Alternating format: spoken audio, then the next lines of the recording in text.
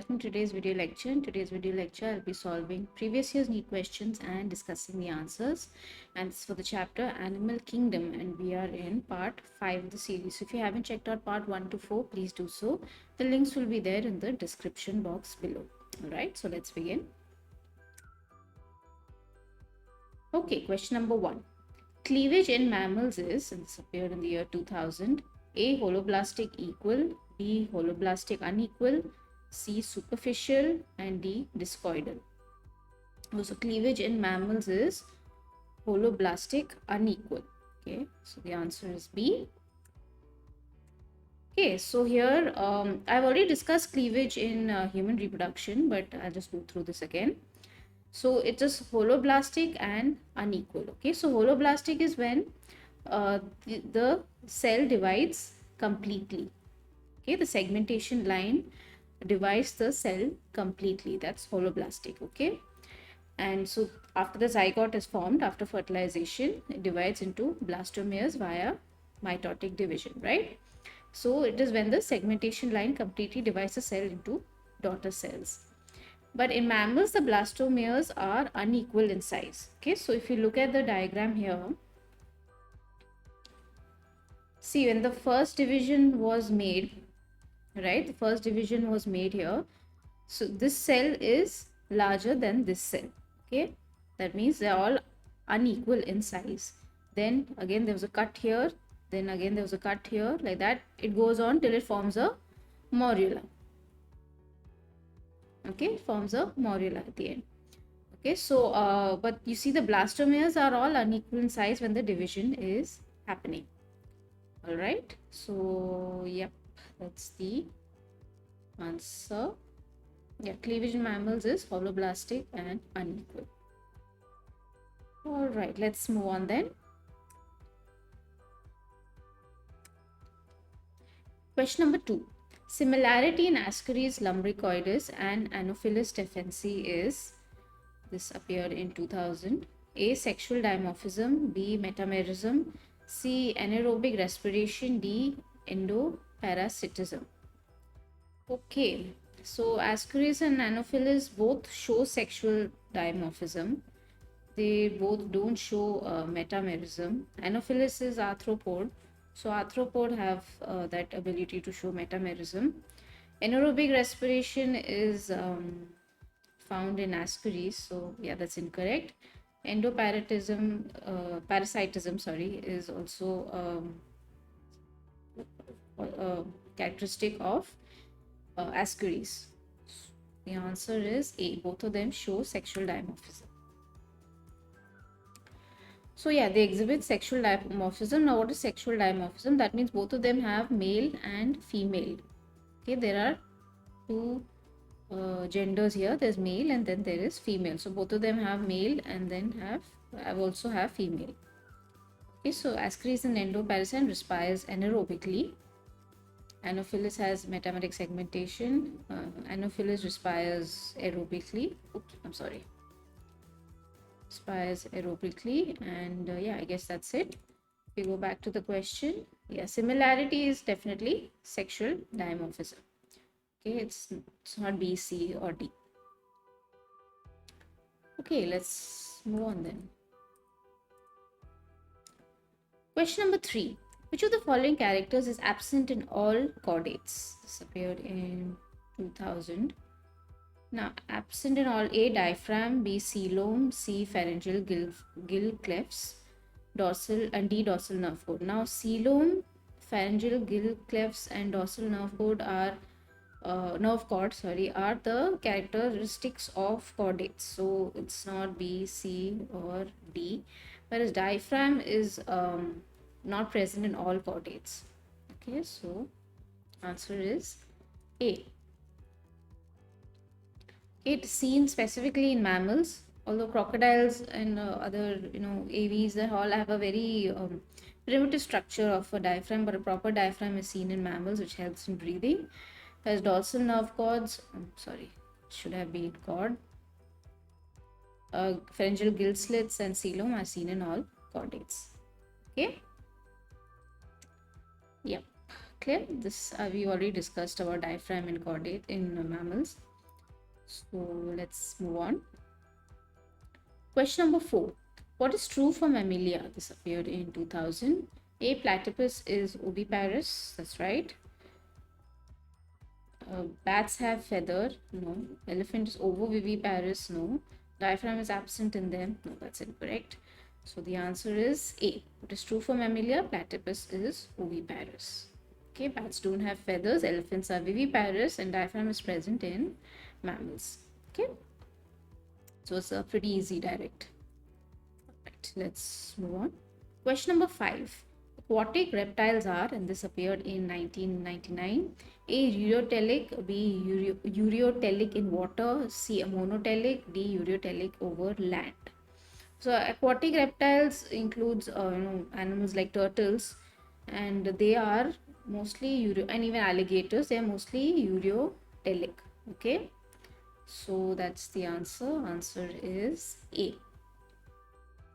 Okay, most aquatic reptiles are ureotelic, like turtles and alligators. Crocodiles also are semi-aquatic or aquatic also, and they are monouricotelic. So there are exceptions.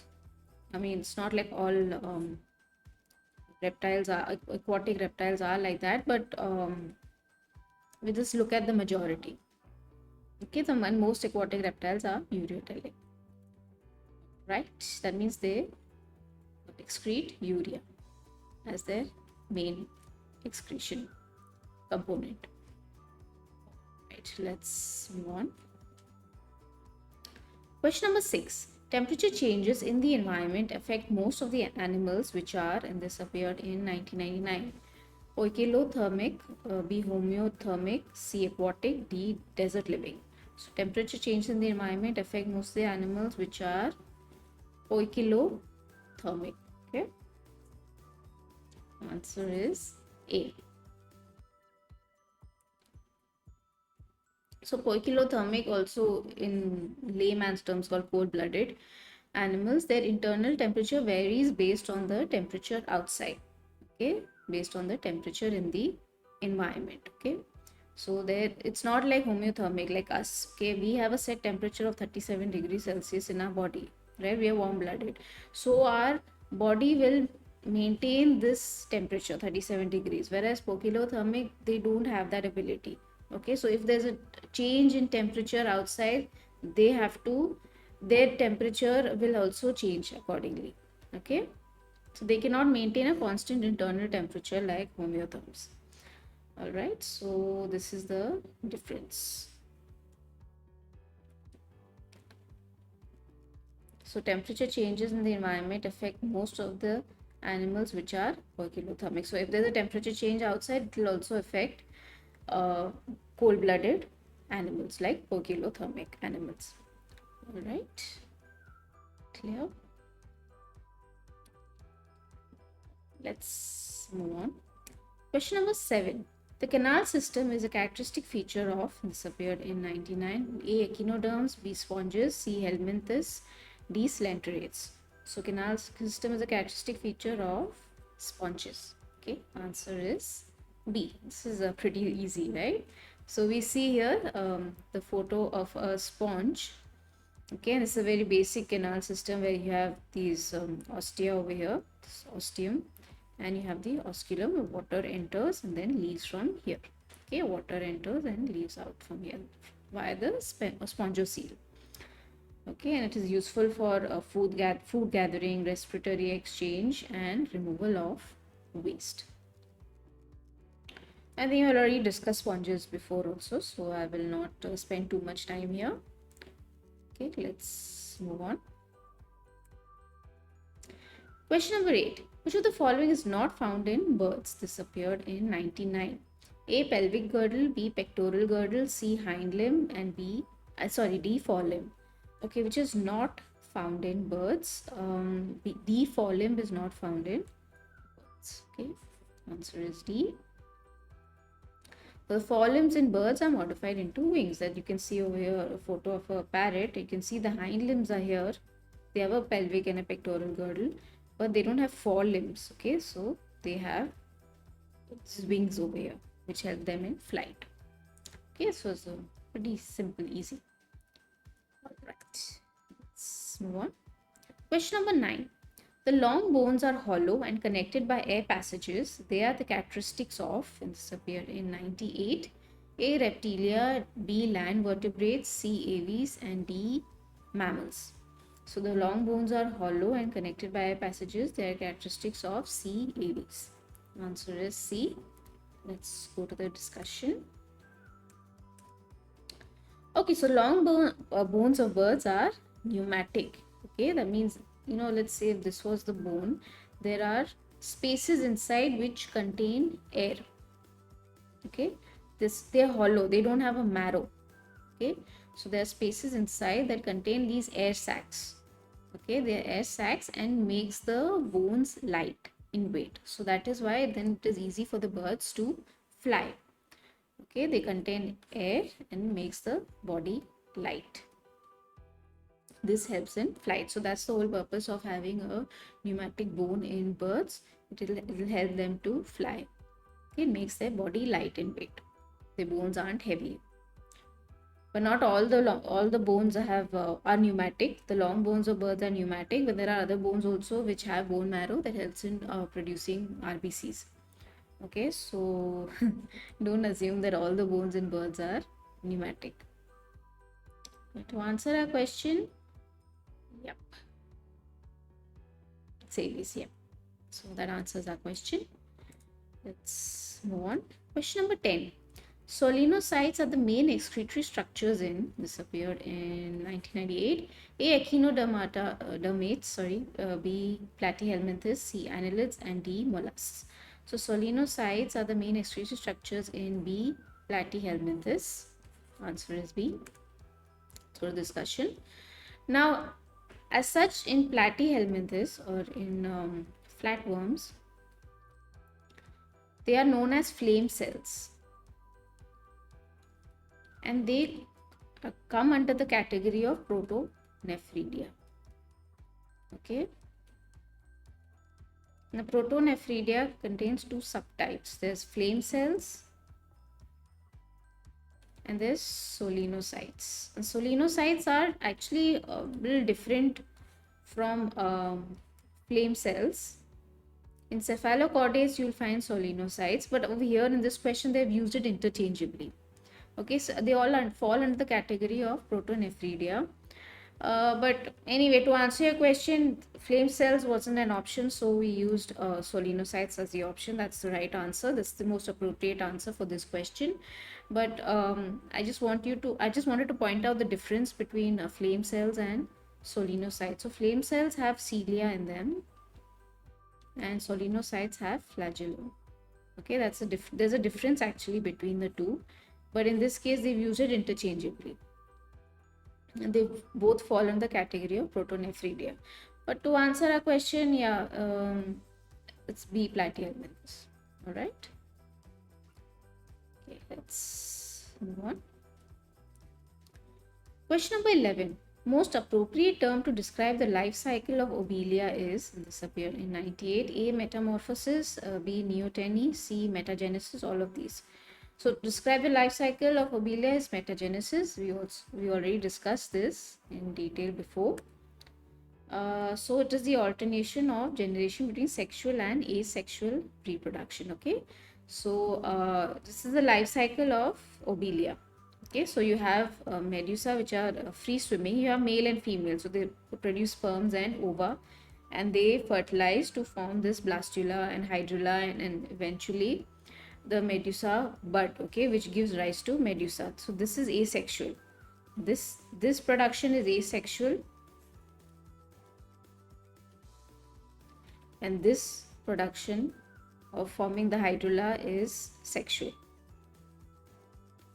Okay, so it alternates between asexual and sexual. So asexual gives rise to the free swimming medusa, whereas the sexual reproduction gives rise to this hydrula. Okay. All right, so this is seen in Obelia. It's called metagenesis. Okay, clear. I've answered the question though. Yeah.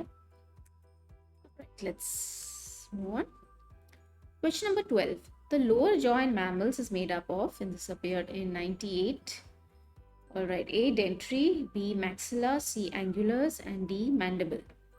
All right, the lower jaw in mammals is made up of A. Dentary. Okay, it's made up of the dentary bone. Answer is A. Now, dentary bone is actually a single bone and it's a membrane bone. Okay, and that was found in the mammalian ancestry and formed the lower jaw, which now forms the mandible. So today we call it mandible, but actually, if you look at our ancestors, the mammalian ancestors, it was actually the dentary bone, and this is a very, very important thing to remember. Please remember this. It is a special characteristic of mammals. To identify mammals, you will find the dentary bone. Okay, in mammals. Okay, now it is a unique bone and helps in distinguishing fossil mammals from synapsids in the lower jaw. Now, what happened is synapsids are our close relatives. Okay, they are close relatives of mammals. That means before mammals evolved, we had synapsids. From synapsids, there's a group of animals which are close relatives of mammals. Okay, now let me tell you a story, an evolution story. So this story involves four bones. It's a story of four bones. Okay, your squamosal bone, you have quadrate bone here, you have articulate bone, and let's say you have, I don't know if you can see this. Okay, I'll just take this one. You have the dentary bone. Okay, you have the dentary bone. Now in synapsids, while they were evolving, this quadrate and articulate bone, articulate bone together form the jaw joint. So that means dentary bone wasn't a part of the lower jaw joint. Okay, it was quadrate and articulate bone. Now as synapsids evolved, all four of them, that means squamosal bone and dentary bone, all four of them formed the lower jaw joint together. Okay, so this was the next generation. We are still in the synapsids era. Okay, but that didn't last long, so that eventually evolved into a connection between direct squamosal and dentary. So what happened is quadrate and articulate were out of fashion. Okay, they weren't involved in the formation of the lower jaw joint. So as synapses were evolving, quadrate and articulate reduced in size. Okay, they reduced in size because what happened is squamosal and dentary bone began to join together. Okay, when these two bones began to join together to form the lower jaw part of the synapsids, these quadrate and articulate were out of work. They weren't of any use, so they began to reduce in size. Now what happened with these two bones that reduced in size? Quadrate became malleus. What is malleus? The one of the three ossicles, the ear ossicles, and articulate became incus. Now if you notice, till reptiles we don't have three ossicles. The reptiles don't have three ossicles, right? They only have stapes. So how did three ossicles come into being? They came through the quadrate and the articulate bone. Now this is a very interesting, I'm just giving it to you for information, a very interesting story of how the three ossicles were formed. Okay, and how the lower jaw was formed. Okay, so quadrate and articulate eventually formed the other two ossicles, which are specifically found in mammals. Okay, so when mammals evolved, what happened is the squamosal and the dentary bone form the lower jaw joint. Okay, so if you look at lower mammals, you'll find that the dentary bone forms the lower jaw, which today we call as mandible. Okay, in higher mammals now it's called as mandible.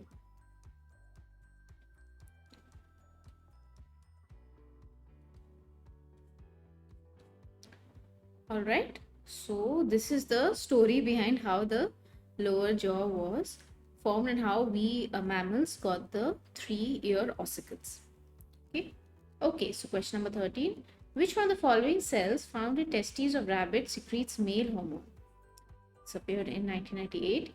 A. Epithelial cells, B. Spermatocytes, C. Leydig cells, and D. Sertoli cells. Okay, so it is C. Leydig cells. They secrete the male hormones.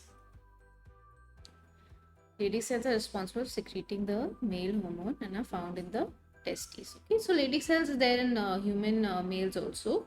They also do the same job as in like in rabbits. All right, so let's move on. Question number 14. What is common among silverfish, scorpion, crab, and honeybee? This appeared in 1997. A. Jointed legs, B. Metamorphosis, C. Compound eyes, and D. Poison glands. Okay, so jointed legs, if you look at all four of them, they all belong to the phylum Arthropoda, right? So, sorry, Poda.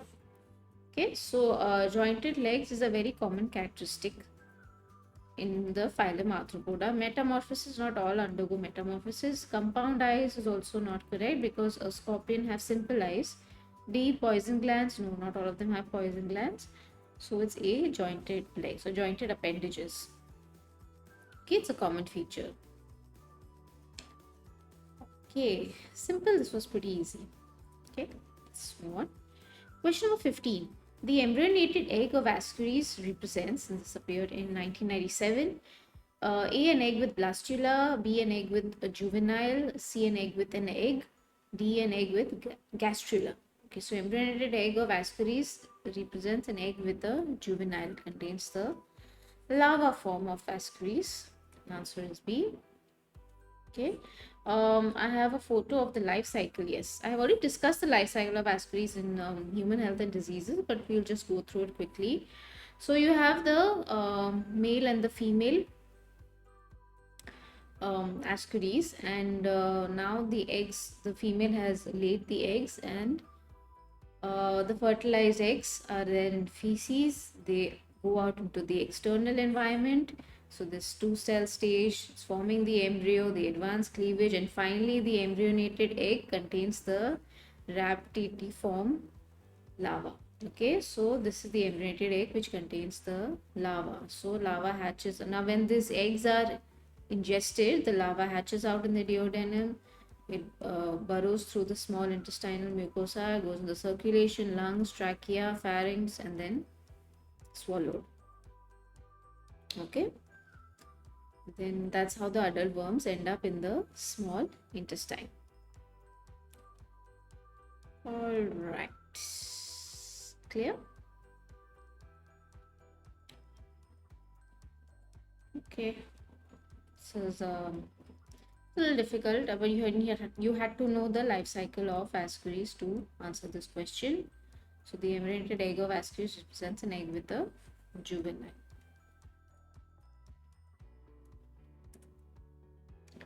Question number 16. Which of the following statements is without exception for sponges? This appeared in 1996. A. They all have calcareous spicules. B. They have high regenerative power. C. They are found only in marine water. D. They are all radially symmetrical. So without exception, now they don't all have calcareous spicules, so that's incorrect. They have high regenerative power. Yes, that's correct. They are found only in marine water. No, that's incorrect. There's freshwater sponges also. They are all radially symmetrical. No, they are asymmetrical sponges also. So the answer is B. Okay, they have a high capacity to regenerate during damage or lost parts, or even from small fragments or single cells. Okay, so they have a high regenerative power. Not all sponges are marine, some are freshwater, like I said, and the skeleton is made up of spicules, calcareous or silica, or even spongin fibers. And they are asymmetrically shaped. Few of them are radially symmetrical. Okay, so yeah, the answer is over here B, option B. Okay, let's move on. Question number 17. Pneumatic bone is found in, this appeared in 1996, A. Shark, B. Rana, C. Pigeon, and D. Whale. So pneumatic bone, we've already discussed pneumatic bone which are hollow and they contain air spaces. So it's found in sea pigeon. So it is C. So pneumatic bones are found in aves and they help in flight. Okay. Yeah, that's pigeon have pneumatic bones. So it was pretty simple, direct. Okay, let's move on. Question number 18. The Nephridia and earthworm are analogous to, this appeared in 1996, A. Nematoblasts of Hydra, B. Flame cells of Planaria, C. Gills of prawn, and D. Trachea of insects. Okay, so nematoblasts of Hydra, no, they are not, because Nephridia and earthworm is an excretory organ.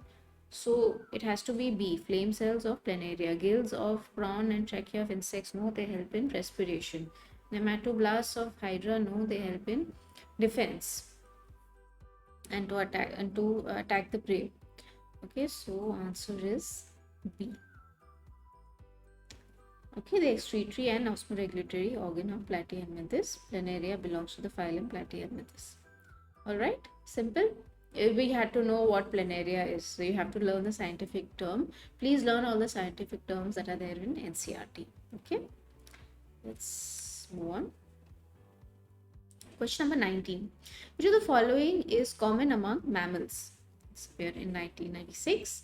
They undergo no molting. No, that's incorrect because there are some mammals that do undergo molting. They shed their fur seasonally. They have 7 cervical vertebrae. Yes, that is a fact that is common among mammals. They have 7 cervical vertebrae. They're carnivorous. No. There are herbivores and omnivores also.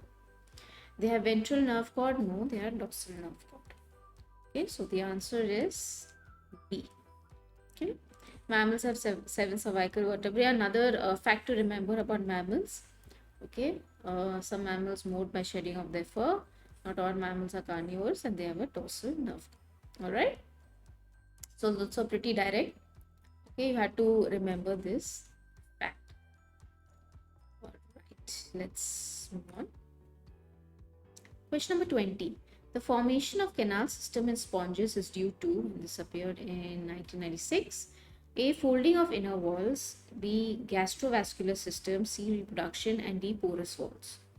Okay, so the formation of canal system sponges due to folding of inner walls. Now there are mainly three different types of canal system that are seen in sponges, but not all of them have folding of inner walls. So the formation of canal system sponge is not due to folding of inner walls. Gastrovascular system, no. C. Reproduction, no. D. Porous walls, yes. They have porous walls because of which the canal system is formed and water is allowed to enter the sponge of seal. Okay, so the answer is D. Let's go to the discussion. Okay, so basically, like I said previously, there are 3 types of canal systems found in sponges. It's asplenoid, syconoid, and leuconoid. Okay, there are examples also given here. And asplenoid is the very basic, simple form of canal system, which you just have pores. You don't have folding of inner walls. Syconoid has folding of the wall. Leuconoid has thick walls. Okay, so if you look at the diagram, all 3 canals have porous walls called ostia which allow for water to enter the spongiocele cavity. Yeah, so if you look at the diagram here, see this first diagram here is a very basic system. Okay, so water just enters and it leaves. Over here you see the folding of the walls. Okay, it's just in this. Over here you don't see any folding, it's just that it has thick walls over here. There are pores and there are canals, okay, which allow for the water to enter and then leave. Okay, so to say that it is formed due to folding of the walls, if you go back to the question, folding of inner walls, then that would be kind of incorrect because not all of them are like folding of inner walls. But the porous walls, yeah, they are porous. All 3 of them, the systems that we saw, the canal systems have porous walls. Okay, which allow for the canal system to be made and functioning. All right, clear? Let's move on. Question number 21.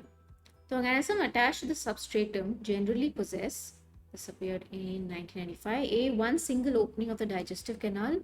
B, cilia on the surface to create water current. C, radial symmetry. And D, asymmetrical body. Okay, so organisms that are attached to this substratum, they usually have radial symmetry. That is something that is found in animals that are attached to the substratum, that is the floor. Okay, so the answer is C. That's the body form that is very advantageous to them. Okay, when they are living that kind of life. So they are attached to the substrate as sessile and include animals like sponges, corals, sea anemones. Okay, the sessile animals are mostly radially symmetrical. Mostly, they are not all sponges that we know are radially symmetrical. Some of them are. Corals are radially symmetrical. Sea anemones are.